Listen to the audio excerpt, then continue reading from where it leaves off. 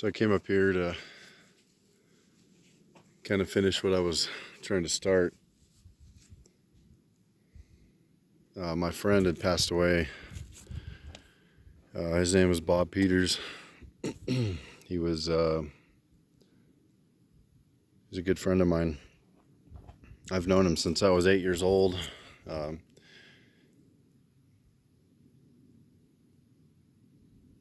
he was in his 70s. So I'm 43 right now. So I've known him for 36 years, and he. I used to go over there all the time to talk to him, to just to kind of, not only vent, but talk to him about all the funny, goofy things that happen at my job or wherever. And it's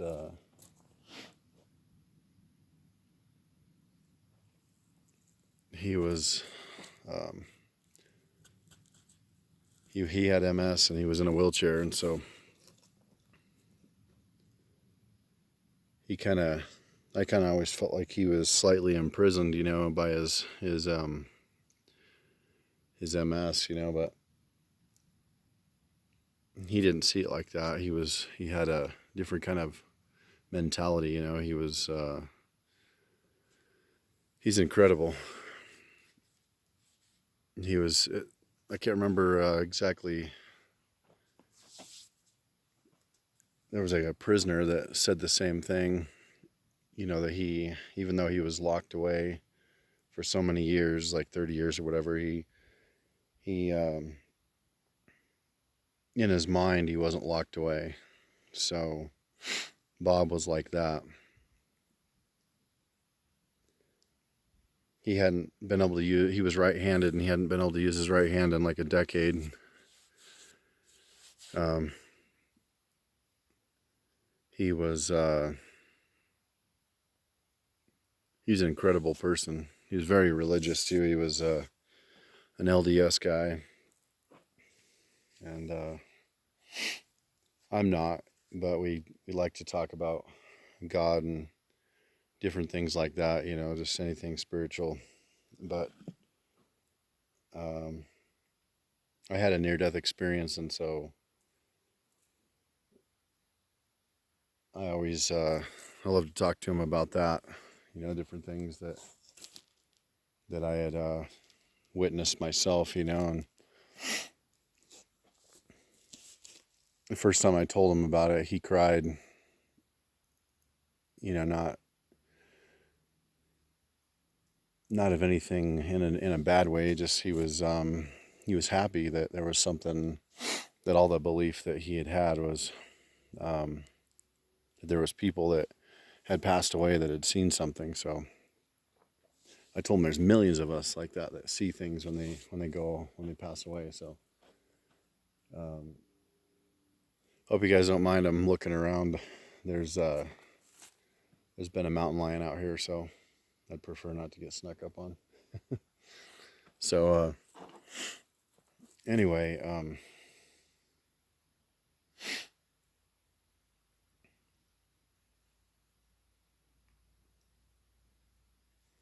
basically what I was wanting to talk about was just what kind of a guy he was. He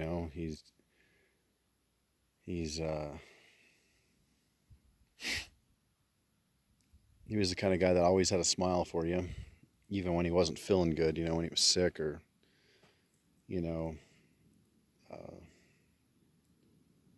ran his wheelchair one time into the wall and broke his hip socket, his hip area, and so he actually broke the ball off the leg. He broke that off, and so even in like when he had a lot of pain, he still always had a smile for everybody. He was always friendly and always just a genuine person. He wanted to know how your day was, where you worked, and he loved to talk about work. That was something. Growing up, as a kid, I was like, man, I don't want to talk about work after I get off work, but you know, sometimes people that don't get to do that, they don't get to go to work, you know, I think they want to reminisce about something maybe that helps them with something too, you know. So, but anyway, he I was worried about him dying, and he got really depressed toward the end. He started getting when he had pneumonia, and he had sepsis as well. He got really sick, and he could barely smile at that time, you know. And I tried to smile for him, you know, smile up and, you know, hug him and tell him I loved him, shake his hand. He always loved people to shake his hand.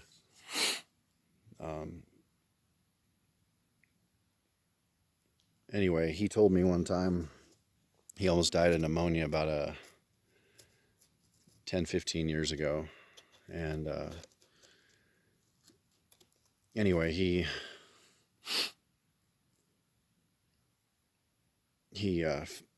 slowly he stopped breathing, and he said he was scared, really scared at first. He couldn't breathe. He's like, and then all of a sudden it was like, it's not that bad over here. It's not that bad. It doesn't hurt, you know, and my body is just shutting down and nothing, everything's okay. And so I kept that in the back of my mind forever, because I figured there's a good chance he would pass away before me. I told his kids that, what he had said, and on top of it, he said, you know, he told me that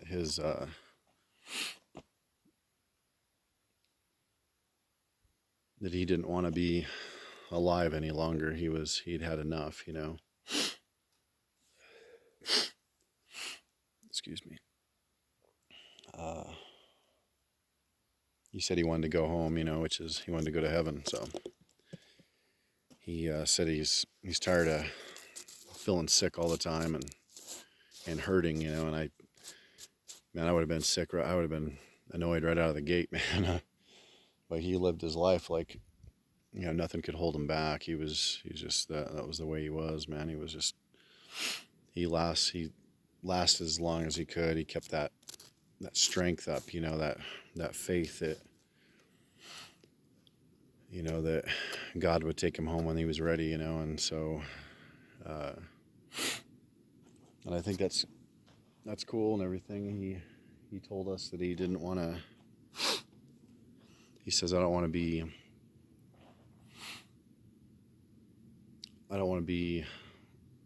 have a stomach pick, you know, because he'd almost died, and they got him back, and he came home and he said, if I don't eat on my own, I don't want to eat. I don't want to have the stomach pick. So it was, he essentially was starving to death for like almost 2 weeks. And it was really difficult to watch, you know, like, but he started sleeping more, and he started coming out of it. He came out of it. I brought him some protein shakes, and these protein shakes, he loved them. I mixed, you know, cranberries and blueberries and banana, peanut butter in a pea protein shake. And then I just I bring it to him, let him eat it. He hadn't eaten anything in, like, I think it was something like 8 days, something like that. And so he he started out eating like 3 ounces and stuff like that. It was amazing, actually, you know. So his kids, my friends, they I went to school with, you know, one of them. The other ones were younger and the other ones were older. So, but I seen him pretty much every day growing up.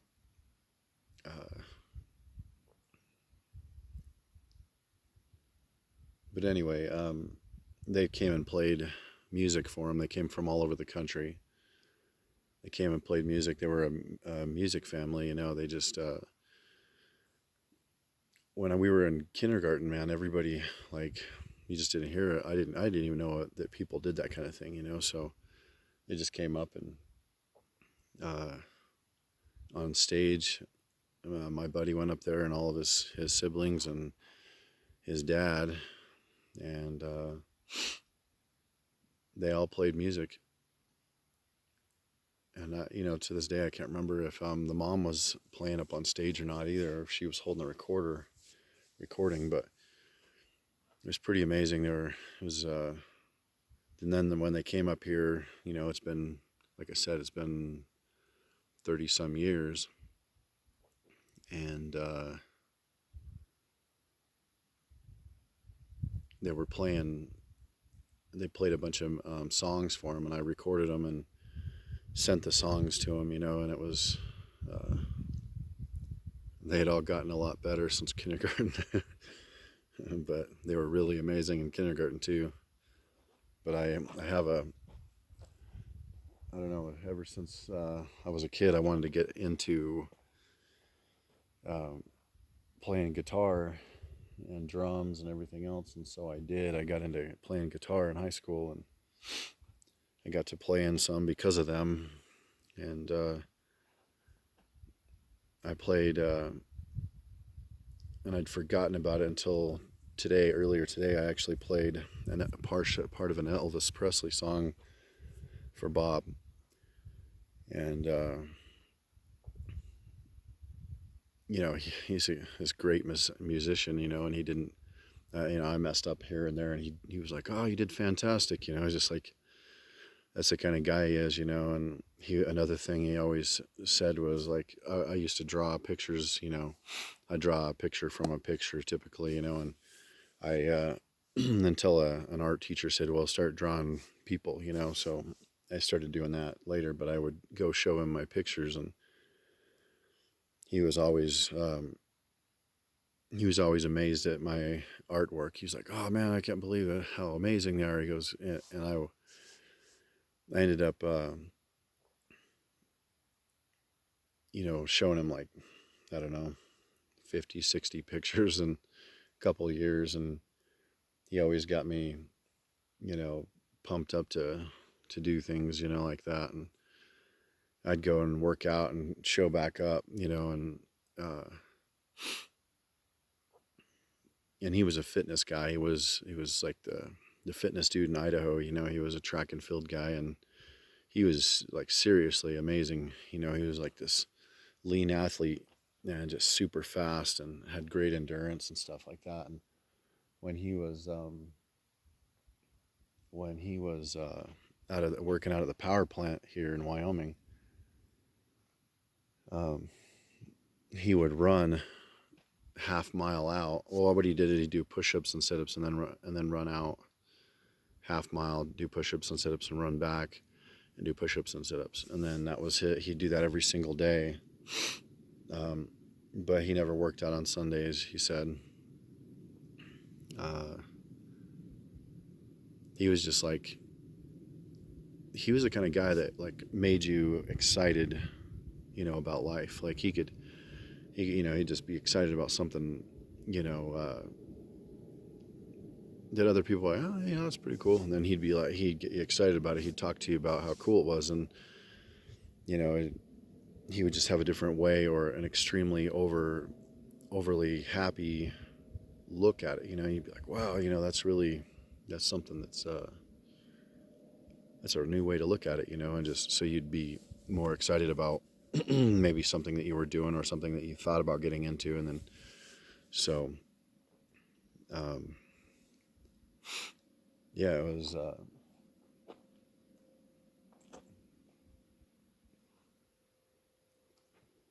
just one of those things where you hate to see people like that, pass away. Really good friends, and really good friends that are, make the dark days lighter, brighter. And I didn't just go over there to lighten up my day. I went over there to lighten up his day. I started, I took pictures of the sky, because he told me he loved the sky. And it was so about I guess last year sometime I got a, it was 2020, so it was earlier 2020, but I got a book published and of all the Wyoming skies, because I was up by Riverton and, you know, LaBarge, everything all over the place, and I took pictures.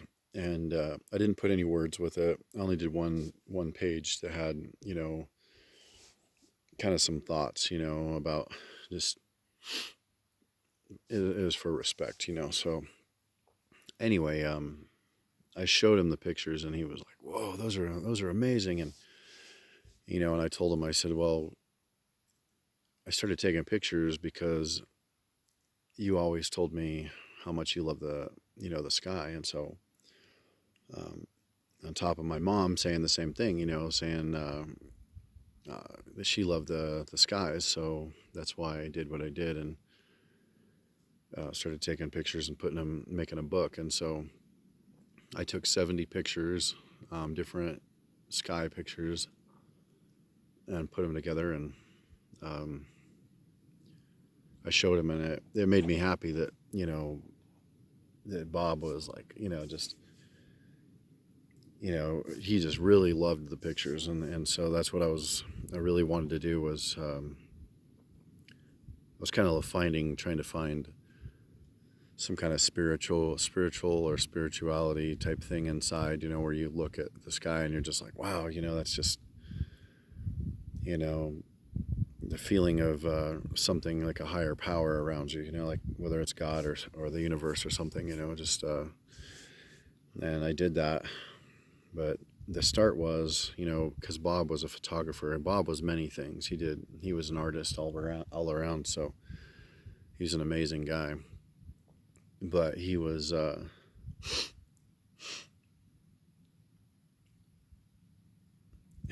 lot of times I think, you know,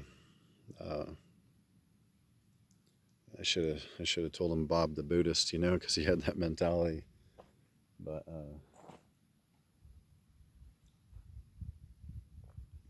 yeah, he was great, man. He was a really, really great person. Gonna miss him for sure. He gave my wife a camera because she was going into photography as her major. He gave her this old camera, and it was, he gave her a few of them actually, just to do it. And she did amazing pictures. My wife is, my opinion, is the best photographer I've ever seen. She literally knows, like, she reads something once and just absorbs it, you know. So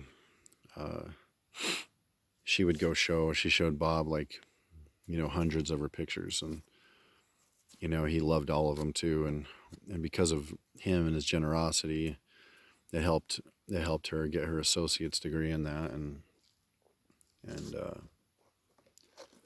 just you know, it's awesome. But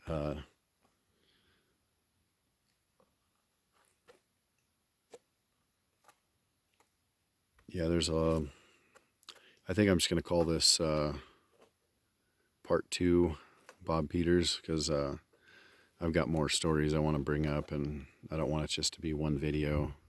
So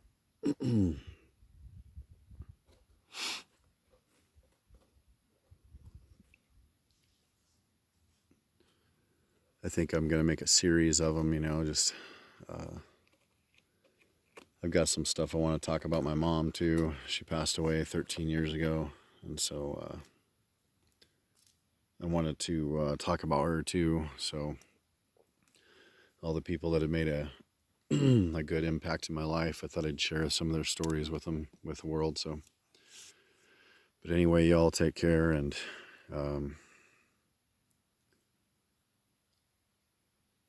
just be kind to others.